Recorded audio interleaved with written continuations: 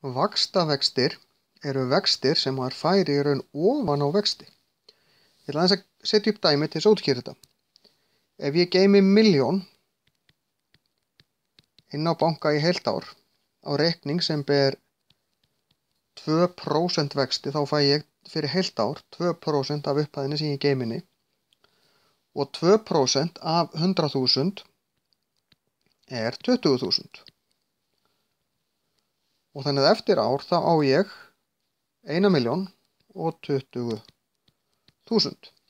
Fyrir næsta ár þar og eftir þá fæ ég 2% ekki af 1.000.000 heldur af 1.000.000 og 20.000. Og þá fæ ég 20.400 í vexti. Og eftir það ár þá á ég 1.000.000 40.400.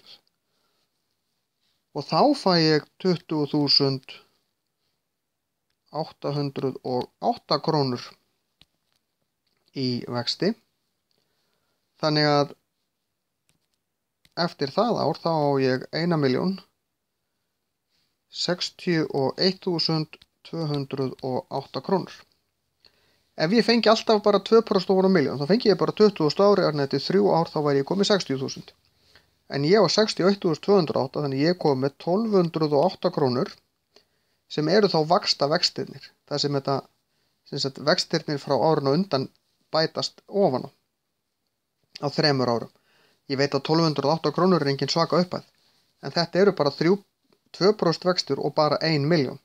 Leið og við hækkum þessar tölur, bæði innegnina eða ég tala nú ekki vextina, ef ég er með reikning sem er bundin í nokkur ár, þá eru vextirnir hærri en 2% alla jafna. Þá er þessi tala miklu hærri.